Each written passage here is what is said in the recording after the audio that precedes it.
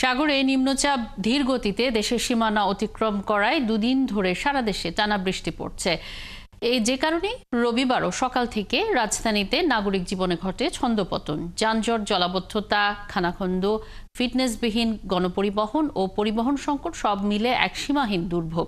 বিস্তারিত নজরুল ইসলামের প্রতিবেদনে।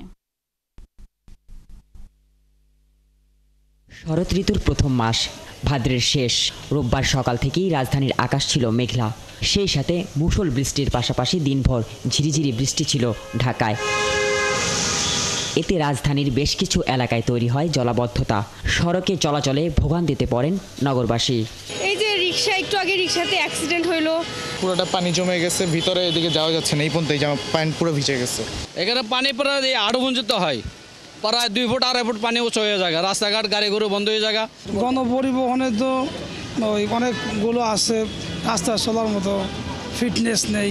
বৃষ্টির কারণে রাজধানীর সড়কের বেশ কিছু পয়েন্টে দেখা দেয় তীব্র যানজট।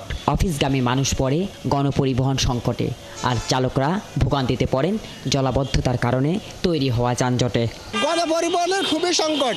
আমি মগবাজার যাব, সে আধা ঘন্টা 1 ঘন্টা হইতে দাঁড়াই আছে, এখন একটা বাস পাইতেছি না। দুর্ভোগ তো অনেক কিছু হচ্ছে। দুর্ভোগ হলো মানুষের যাতায়াতের কষ্ট হচ্ছে, গাড়ির কষ্ট হচ্ছে, যানজটের একটা সৃষ্টি হচ্ছে।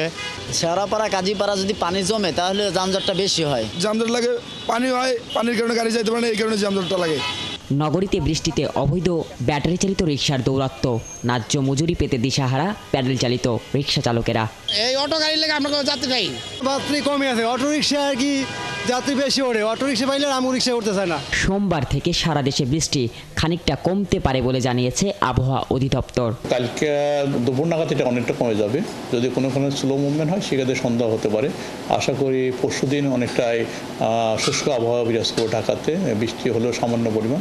তবে তারপর থেকে 3-4 দিন মোটামুটি ড্রাই ওয়েদারই থাকবে ঢাকাতে।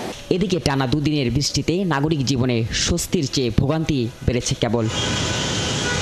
নজরুল ইসলাম, 71, ঢাকা।